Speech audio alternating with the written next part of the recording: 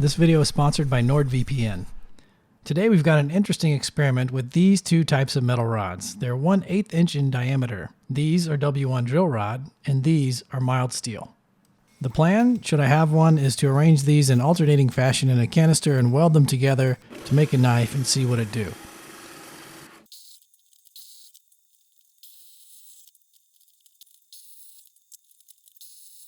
I got to do something to keep these straight, so I'm going to mark the W1 high carbon steel drill rod with this black marker.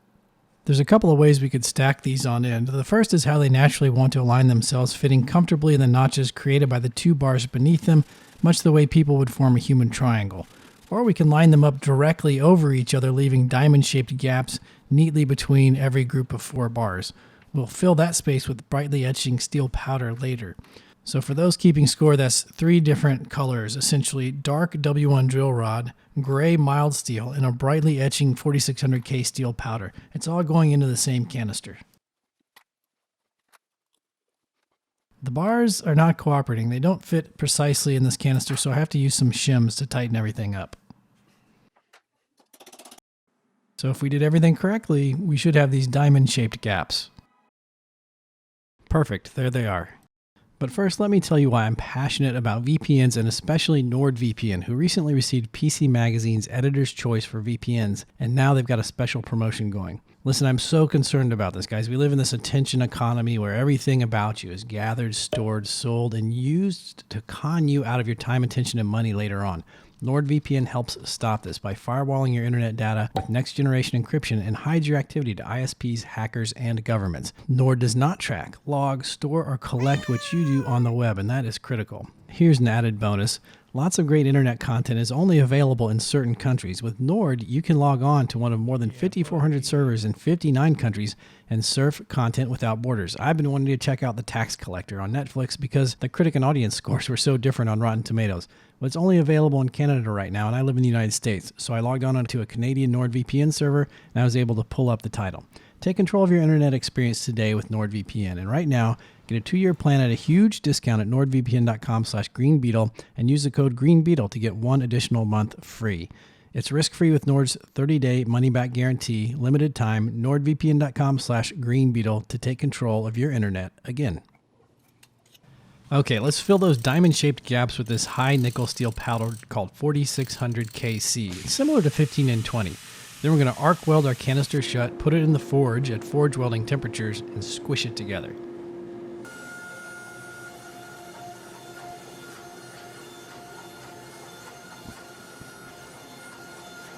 Now this billet is a bit of an experiment, which is why it's small, but if it works, we should still be able to squeeze a knife out of it before moving on to the main attraction using what we've learned here.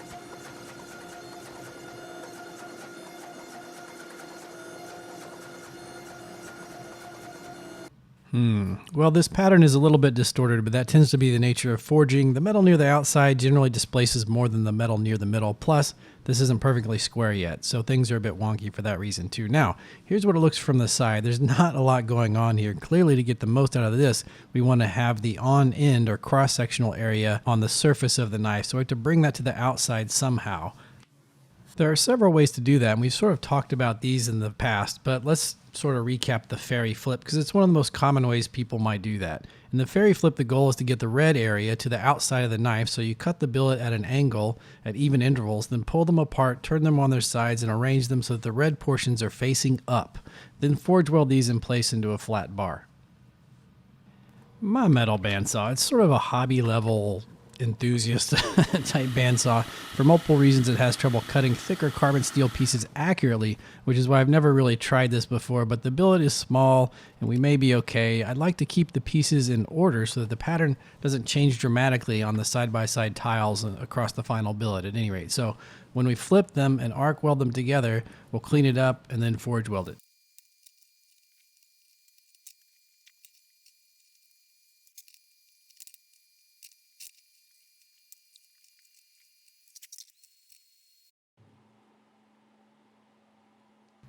Now, if you're like me, and you're not like me, you're better than me, you're smarter than me, you're half machine, a cyborg. You're wondering how this will ever work. First, we're going to get the billet red hot, then add some flux, put it back in the forge at forge welding temperatures, and try to press it flat. So wrap your metal brain around that.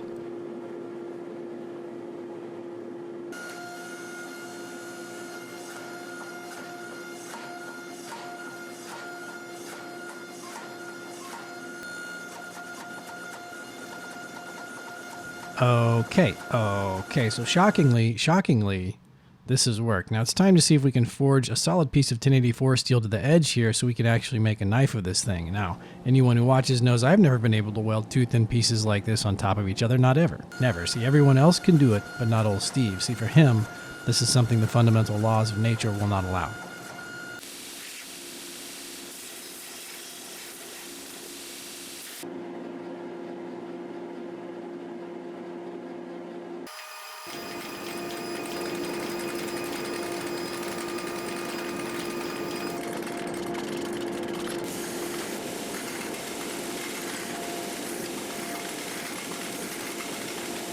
Wow, that is a really great pattern. Parts of it are out of focus while other looks in focus until you turn it, but there's a crack that opened up in the quench right along that last forge weld.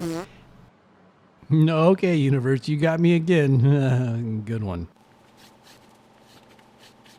So for the main show, let's try to think about other ways we can bring that interesting cross-sectional pattern to the outside of the blade.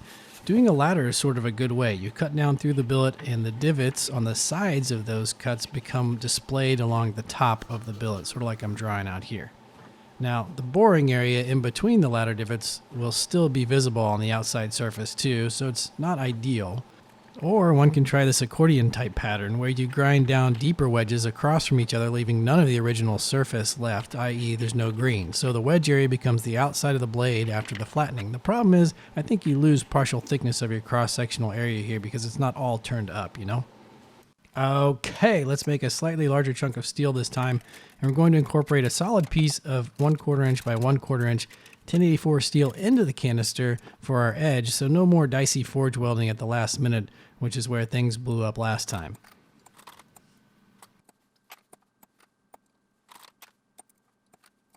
This is a great shot of that square 1084 steel piece that's going to be our cutting edge.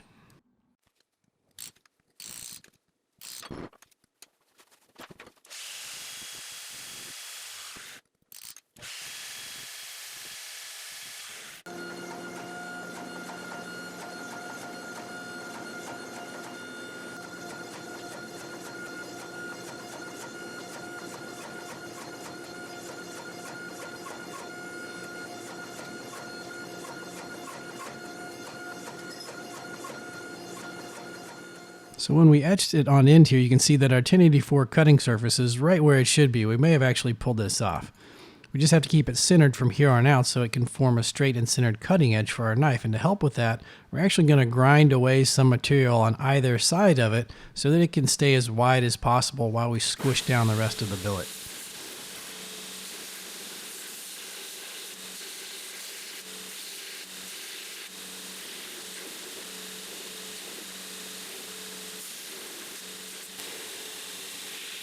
Now it's time to grind in our first ladder pattern and smush it flat.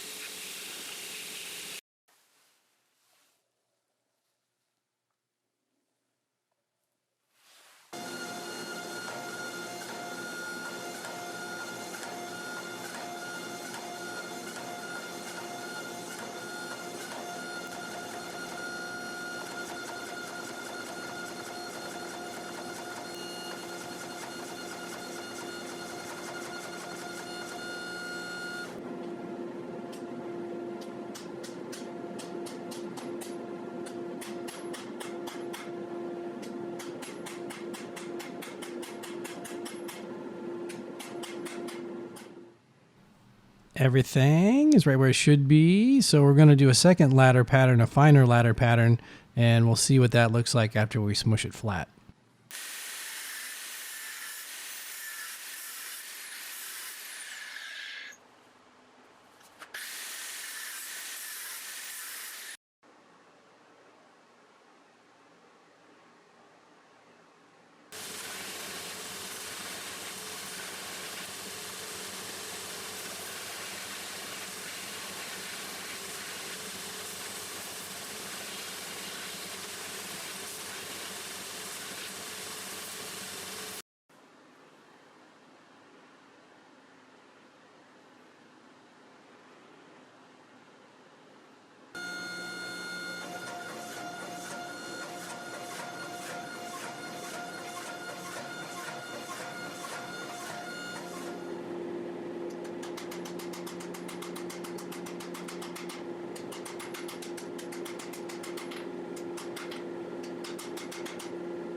Oh man, we narrowly avoided disaster. So I didn't take into full account the fact that when we smash a ladder pattern flat, it makes waves in all the steel underneath, even our 1084 steel edge core. It's not as pronounced as it would be because we did some grinding away of the sides in that area a bit before smushing it. But had we not done that, our cutting edge would just be wandering all over the place and it really wouldn't be usable. We wouldn't have a straight surface to make a knife edge with. So, woo.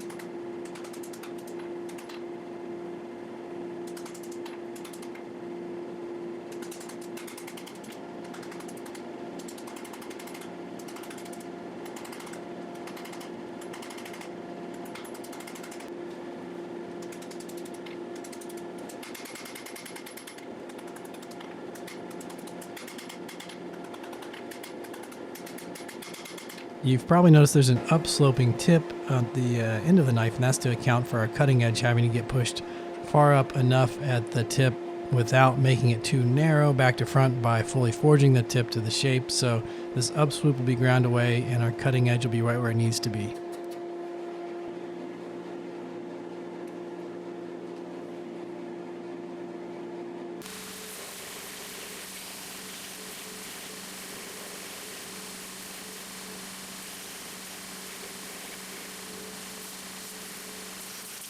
Alright, down to business. We're going to grind our profile, then set our shoulders with a carbide file on the 2x72 grinder.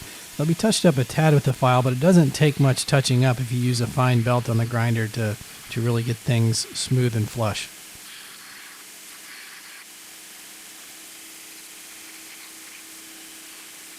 Our blade goes into a steel pouch for normalizing at 1550 degrees and then 1500 degrees each time for 10 minutes, followed by cooling at room temperature. The quench is going to be from 1490 degrees into a medium speed quench oil, professional quench oil.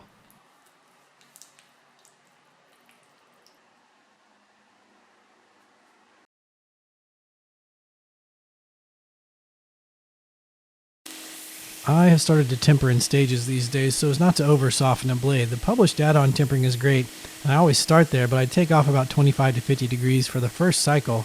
Then I work my way up in temperature over the next few cycles to desired hardness. And the tables are good, but who's to say that my 1084 is the same as a person who put the table together, or that they were quenched from the same temperature and start at the same hardness and all that. It's my understanding that these things can slightly alter the tempering curve how to reach a certain hardness. So at any rate, I treat it like barbecue. You start low, go slow type thing.